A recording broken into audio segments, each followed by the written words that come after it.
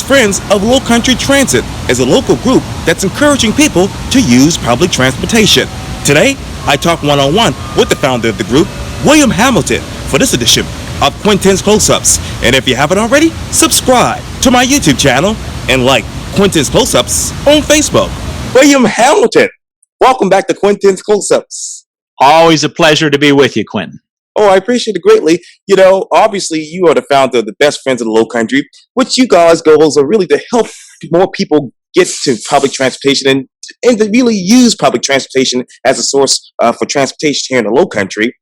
And, you know, I know that most of the members of your particular organization rode the new Reach Beach shuttle that Carter has on all 3 days of its initial weekend of operation. I know you also spoke to some riders and checked on the online input. What is the state of the Beach Reach shuttle right now? Well, to be perfectly honest, thus far we've conclusively proved that when it rains, you don't need a bus to the beach. We've had an astonishingly bad run on weather. It has rained or threatened to rain every day the bus has been in operation, but the bus itself is working fine, and the people who've made it out to the beach say this is really better. We had a guy park his car with his family on the mainland, and he's riding on the Canary. He looks around and goes, "My God, the view is beautiful." He goes, "I've driven this thing hundreds of times, but all I ever see is the bumper in front of my car. And the marshes, the views, Goat Island and Copiahe Sound and the waterway, it's all so astonishingly beautiful, and all I ever do is fight the traffic." And, you know, honestly, you will arrive at the beach in a much better mood if you take the bus. Now, I know also in your newsletter, you said this: while there were a few bumps, people like the service that you just mentioned and plan to return with friends and families in the weekends ahead. We think Carter, as you said, is going to need a bigger bus. Let me ask you this, William. How many people actually rode the bus the initial weekend? Almost 100. And that was pretty good considering that it spit rain and was overcast all 3 days. And how many people actually rode this past weekend? That I don't know yet. Okay. I mean, this weekend it rained like heck both days, or threatened both days. And, you know, I rode the bus on Saturday, and, you know, I got soaking wet walking home afterwards. Wow. And let me ask you this. I know that almost 100 people rode the initial weekend. Do you know how many people got on the bus from the town center, and how many people actually got on from the front beach back to the town center? Well, I would think it would be the same number, which would probably be, you know, there are probably about 50 to 60 round trips made. That's not really information I have. Okay. I mean, someday, Quintin, yes, sir, we're going to hit a day where it's 95 degrees and every parking spot on that island is gone, and you're going to see how many people we can cram on that bus. As a matter of fact, let me ask you this. And speaking on part of the larger community, I think we all really could use a nice sunny weekend at the beach, considering what we've all just been through. And it's coming, trust me. But what's the online input for the Beach Reach so far? I think everybody thinks it's a great idea. The only real objections we make are some people take an awful lot of gear to the beach, and they just see that as inevitable, and we don't. You know, most of the world does not take the tremendous volume of stuff to the beach that we do here. And we think that's just part of it. You've got to have a car. You've got a car, so you haul the stuff. You haul your stuff, so you've got a car. We think people are just stuck there. And, you know, going out to the beach for 2 hours on the shuttle is really nice. And it's not an all-day commitment, and it's just a part of your day. And you take a swim and sun a little bit and go home. You don't have to camp out. And you talk about gear, William, but let me ask you this. You know, bicycles are a part of gear around here in the Lowcountry. Is there a bike, obviously, you know, initiative so that people can put their bicycles on the shuttle and go to the beach? The bus they used the first weekend did not have a bike rack, and we think they should pick a unit that does. However, there is a perfectly functional bike path all the way out to the Isle of Palms. So it's really not, you know, a place where I don't know how many cyclists would choose the shuttle over a 4-mile bike ride on a fully marked and delineated bike path. And I actually This is one of the few places where all your modes are available to you now. You can ride or drive if you can find parking, or you can take the shuttle. yeah, and there's adequate bike lane used to stay on the Alva Palms Connect. I walked over there and back a couple of weeks ago. But let me ask you this: is there adequate parking at the town center in your mind? Um, yeah, probably. They've designated about 30 or 40 spaces, but there's other places available. And bear in mind, if you come on the bus, you don't need to worry about that. You can park anywhere on any along the number 40 bus route and ride in. But thus far, that hasn't been a problem. Do you expect Carter in the future to use the old Bilo parking lot near the town center? That would certainly be an option. That there's another bus stop there that they could connect to if they needed to. But until we see that bright sunny week, it's I don't know. You work with a lot of nonprofit groups and a lot of social justice groups and a lot of art groups, and everybody. When you've got an economy like ours that's focused on tourism, entertainment, and people do enjoy those things themselves, weather is an incredible factor. Yes, indeed. And does Carter, in your mind, actually have a plan to have lots of passengers on this shuttle? I think they've tried very hard to get people on. We are coming out of and we have a plan too. We're coming out of an incredibly difficult year and a half, and people think that there are people out there that just think we can get normal back and flip a switch, and it's not that simple. We're working to try to get community groups on the bus now, and we're organizing some trips ourselves. We have a trip going from the Recycled Love thrift store up in North Charleston on Saturday morning at 9:30 a.m. going all the way to the beach. To take people to the beach that might not otherwise get there. But a lot of the people we'd hope to partnership, churches, youth groups, community centers, they're still shut down or they're really struggling. And not everything's going to jump out of the blocks the way we want it to. As a matter of fact, when I spoke with you right behind me on King Street just Saturday, you basically said, "Hey, my goal is to take a bunch of kids to the beach." Tell me more about that. Well, on what we're going to do is just organize community trips to the beach from places like Recycled Love Thrift Store in North Charleston. We've got one running from Somerville on the 26th of June, which is more protest than anything else because it's a 3-hour trip to the beach from Somerville, which isn't very practical. But our goal is to find organizations and communities that have some people that want to go to the beach. And we've already done a little of this. We took some people to the beach with us on the first weekend. And they had a grand time. I mean, I took a couple of people from the that were getting the free dinner over on the east side that day, and hadn't been to the beach in a very long time, and they really enjoyed our little 2-hour trip. That's amazing. And how long do you? I'll tell you a story. Yes, sir. We were passing out flyers, and we're still passing out flyers because it's difficult to get the word out about anything now. And an elderly African American lady. And in fact, had a little boy with her, and we gave her a flyer. She hadn't been to the beach in 35 years.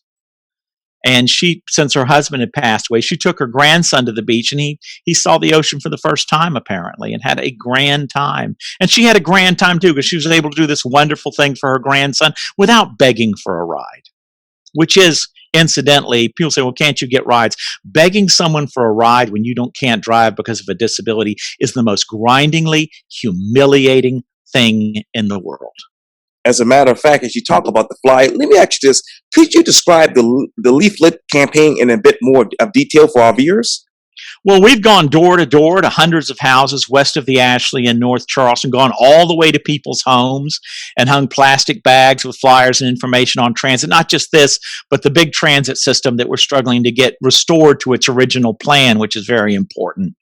In North Charleston, west of the Ashley and downtown, because a lot of people are still shut down or really struggling. And we wanted to get it all the way to them that, yes, you can walk over to the Mary Street Transit Center in downtown Charleston, hop on the bus, and be to the beach in an hour. Now, what exactly is that original plan, Hamilton? Well, the original plan was to build a rapid transit system from Somerville to Charleston that ran in its own lanes, buses running in their own lanes. Actually, this isn't the original. There was a plan for commuter rail. There was a plan for light rail. There was a plan. They've been planning this for 25 years. But finally, the plan they presented to voters in 2016 was to run a transit system all the way from Somerville to downtown Charleston. What we currently have is a plan which runs from the fairgrounds, which is 5 miles from Somerville, to Reynolds Avenue in North Charleston, where it ceases to be a rapid transit system and just becomes buses and traffic with tweaked stoplights. And that struggles its way into a Charleston where the streets are absolutely crammed with vehicles. And I'm not talking about the streets we have now. I'm talking about the streets we're going to have next fall when they start opening these huge apartment buildings they're building, and when people come back to work from being home at COVID. This is impractical. This will not deliver the results we have to have. It will not get labor to the restaurants and hotels of Charleston so that people can make our guests feel welcome and earn the livings they need to learn. It's not going to give Somerville the renewed vigor it needs for its downtown, which is clearly struggling. Somerville's a wonderful gem of community and localness. People come from 25 miles around Somerville to experience a downtown, but the traffic which surrounds it is choking the town to death already. And there are 100,000 more cars coming. We need the transit system we were promised in that election, Somerville to Charleston. And I frankly don't believe everybody in Somerville telling me how hard they fought for this.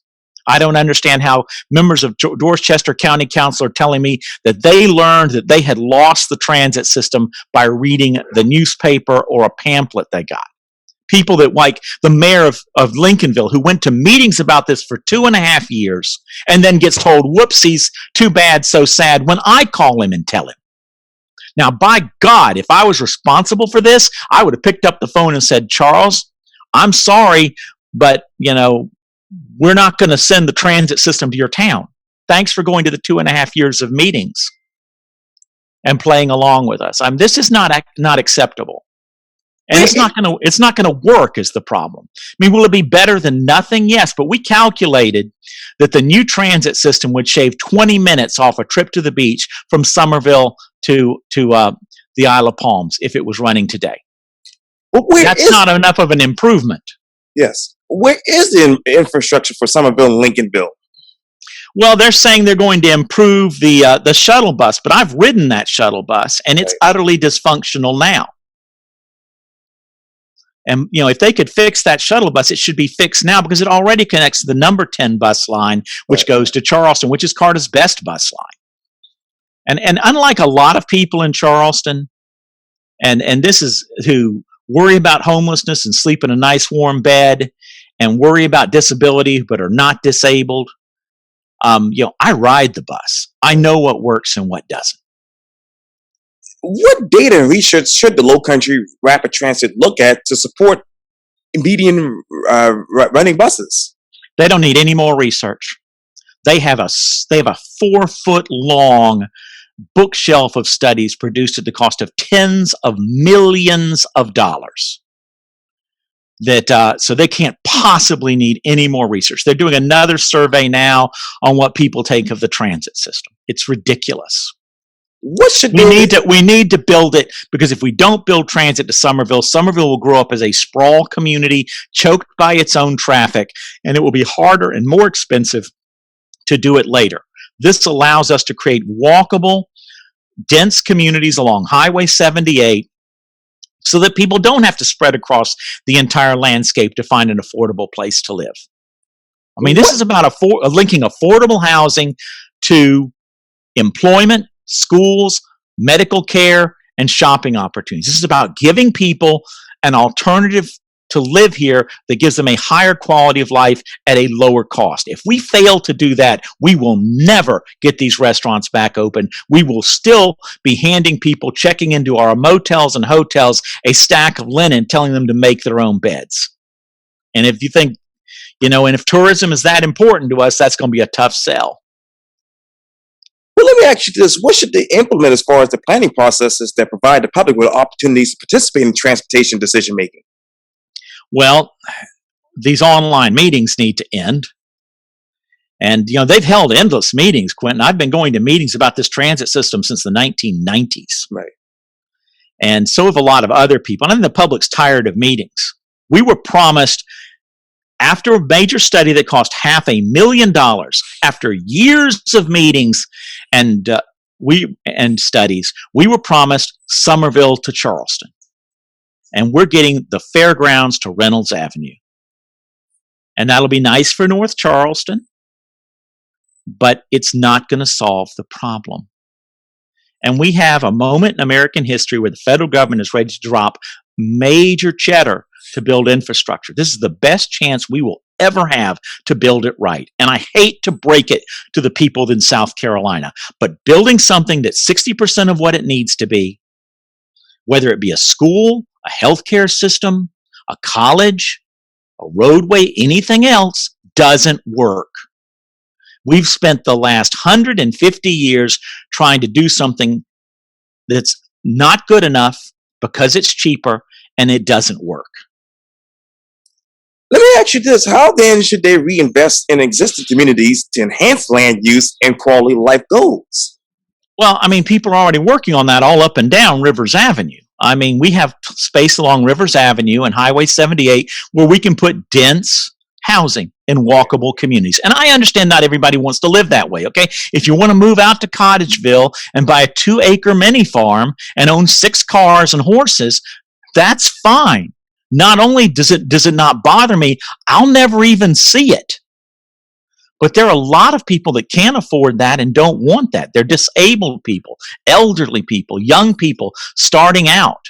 And what they're looking for is a very small, very efficient, inexpensive place to live where they can ditch the car and put the money in the bank and get to work, get to their doctor, get to their shopping, and see their friends. And, everybody's saying, oh, well, people are lazy. They don't want to work. And, once we end these unemployment payments, they'll just come back to work. A lot of people drove up to us during the pandemic when we were doing our transit work, which we continue to do during the pandemic, and said, I'm out of here. Thank you for working so hard all these years, but I'm going to have light rail next week. I'm tired of waiting. I mean, I can find an apartment that costs slightly less. I get paid something more. We can go from 2 cars to 1 car, and I can live in Denver. I can live in Charlotte. I can live in Atlanta. Historic charm and access to the beach only goes so far. It's not cheap to live here anymore. And then how do you energize those economic opportunities in the region with rapid transportation?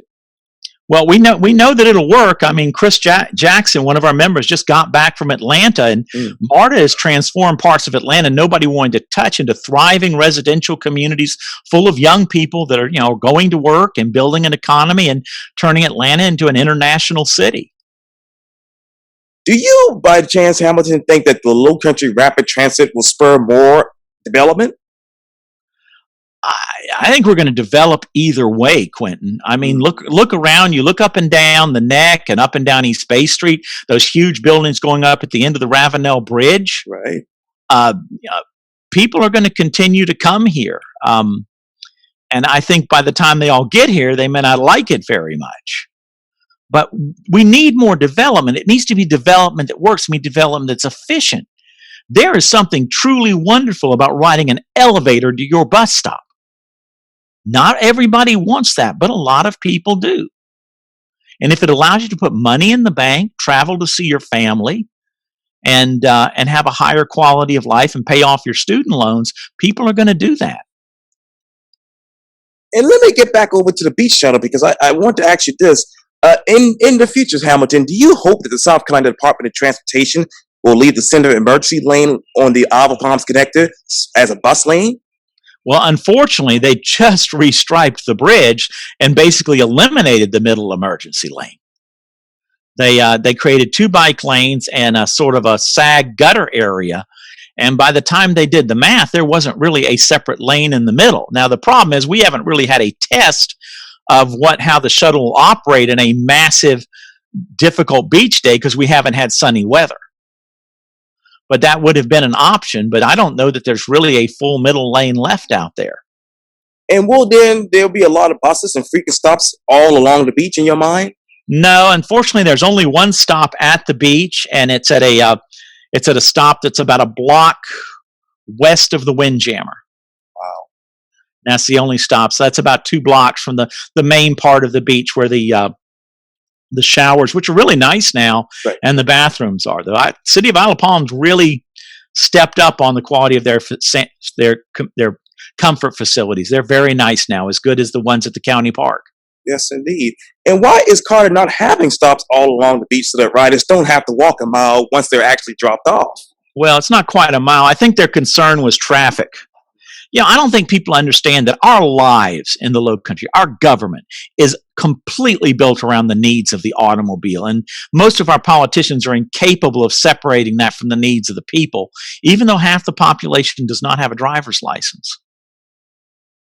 I mean, politicians act like cars can vote instead of people. And people that don't ride cars do vote. Or people that don't drive cars do vote.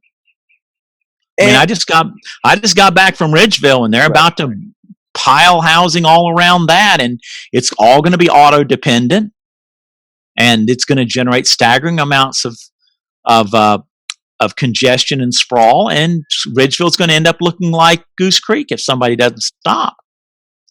And we should be talking about running this transit system all the way to Ridgeville. We are, in fact, talking about it now. I was talking to those people yesterday, and they do want to retain their community.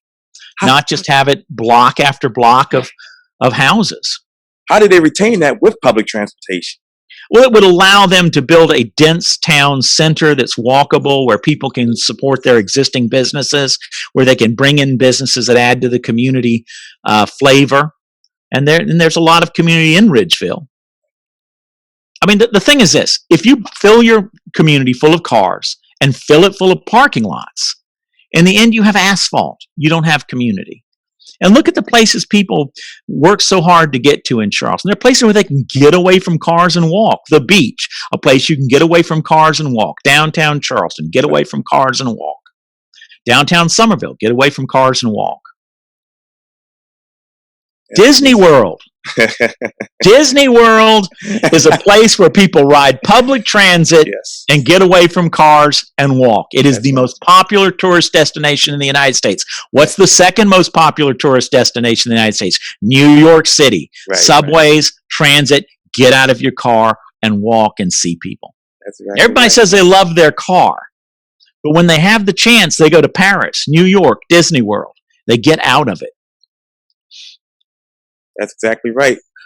What will be, how do you define public transportation in the next 5 to 10 years?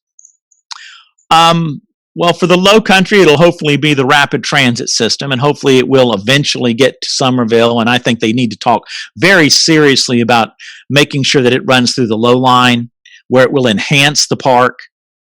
There are real problems with having a park in that area where you don't have public transit, which is going to put a bus through there periodically, full of eyes and people and light, which will do a lot to keep crime down, better than any police patrol.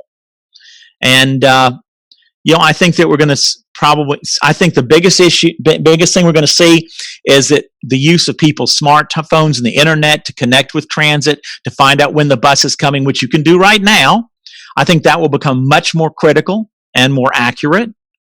And I think we'll probably see more on-demand services. But there's something out there that people really need to watch when people are selling them the robot car of the future.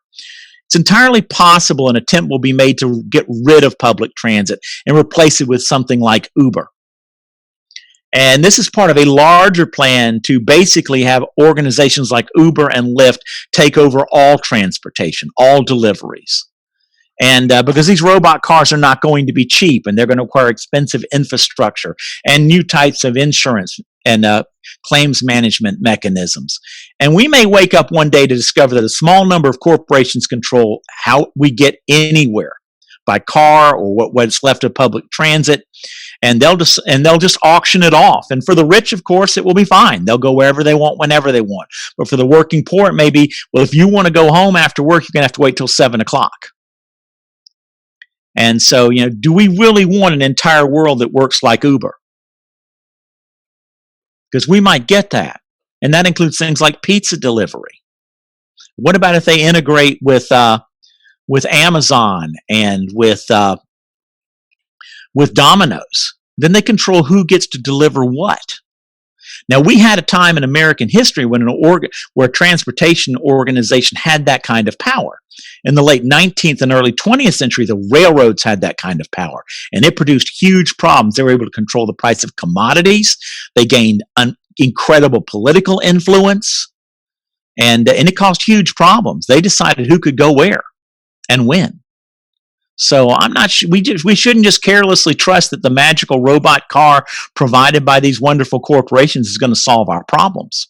We might discover it's not the slave we're all waiting for, because everybody in the South is probably waiting for a slave. We could spend the rest of the day on what's wrong with that. But that we might end up being its slaves. We're already the slaves of the automobile. When did the public transportation lose its power? It lost its power beginning in the 1920s.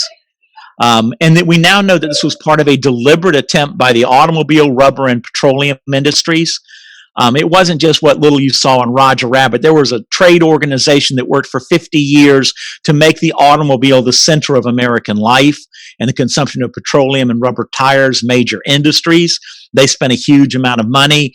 They did things like when a city was voting on whether to replace its streetcars with buses, they would park cars. The problem with streetcars is people would park on the streetcar tracks and back the system up. We now know that they paid people to park on the tracks and back up the streetcars before those elections. We know this because somebody was doing research on a master's thesis or something out in the West, and they ran into boxes of this organization's secret corporate records, which a company had died and just left all their records to this university to keep in their archives. And there was report after report about how they also did things like inserting cars into movies and popular media, paying for that, regular advertising. They did things like trying to increase speed limits. The speed limit for cars was once 10 miles an hour. And they wanted it to be higher. The people objected. Well, that's dangerous. You'll kill people if you hit them. So it took years to get speed limits on urban streets increased. This, of course, higher speeds made it push horses out of the cities. I mean, they began their war fighting the horse and the bicycle, and later on public transit, and eventually succeeded in building an entire landscape devoted to the automobile, which is what Charleston has largely become. And for Charleston, it's particularly bad because given the amount of wetlands we've got and the incredible cost to build roads, we will never, ever build enough roads to move the number of automobiles that are coming to this community. William Hamilton, thank you so much for your time. And again, welcome back to Quintin's Close-Ups. It's always a pleasure to be with you, Quintin, and thanks for all you do to the community. And one other thing. Yes, sir. As my friends probably know, I lost my wife about a year ago. And I'd like to thank all of them for the tremendous amount of support I've gotten over the last year. It has been very hard, and I'm very conscious that, particularly in the midst of what we were all going to, I have been the recipient of a profound blessing by this community, and I want to express my gratitude. And my condolences to you as well. Have a good day, sir. Thank you.